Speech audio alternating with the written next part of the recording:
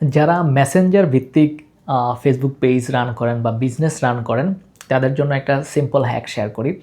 আপনি দেখবেন যে আপনার 2 জন বা 3 জন যদি মডারেটর থাকে, একজন খুব ভালো সেল করতেছে বা একজন মেসেজের যেই রিপ্লাই করতেছে বা ওর মাধ্যমে যে সেল জেনারেটটা হইতেছে এটা অনেক ভালো সেল হইতেছে, বাট অন্য একজনের হয়তো বা একটু মাঝামাঝি, আবার অন্যজনের অবস্থা খুবই খারাপ। সো আপনি যখন মডারেটর নেবেন বা আপনি যখন এই মেসেজগুলো রিপ্লাই দেওয়ার জন্য যেই পার্সনকে ইনভলভ করবেন, ওইটার উপর অনেকটা ডিপেন্ড করে আপনার সেলটা কতটুকু বাড়বে বা কমবে। কারণ ওই পার্সনটা যদি খুবই কনভিনিয়েন্ট হয়, খুবই ওয়েলকামিং হয় এবং খুব জলি মাইন্ডের হয়, বা কাস্টমারকে যদি খুব পটাইতে পারে, সোজা বাংলা কথা, আপনার প্রোডাক্টটা নেওয়ার জন্য, তাহলে কিন্তু আপনার সেল বাড়বে।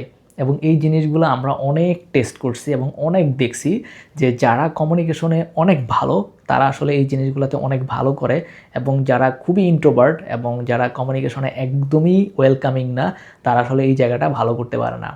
আপনি যখনই কোনো কাস্টমারের সাথে কথা বলবেন এবং কাস্টমার যদি কমফোর্ট ফিল করে আপনার কাছ থেকে, প্রোডাক্ট কিন্তু ইজিলি নিয়ে যাবে। আর সে যদি কমফোর্ট ফিল না করে, তার হাতে কিন্তু অনেক অপশন। কারণ ফেসবুকের অ্যালগোরিদমটা এখন এরকম, সে যখনই কোনো প্রোডাক্টে ইন্টারাক্ট করবে, জাস্ট বের হওয়ার কয়েক সেকেন্ডের মধ্যেই আরও 20টা 50টা এবং 100 কোম্পানির অ্যাড তার সামনে চলে আসবে।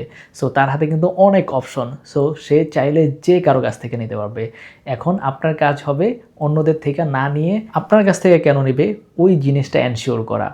সো যারা ফেসবুক পেজ ভিত্তিক বিজনেস করেন বা মেসেঞ্জার ভিত্তিক বিজনেস করেন, আপনাকে যখনই কোনো রিপ্লাই বা যেই লোকটা মডারেটর থাকবে, ওই সিলেকশনটা ভালো যদি হয়, তাহলে আপনার বিজনেসটা গ্রো করতে অনেকাংশে এখানে হেল্প করবে।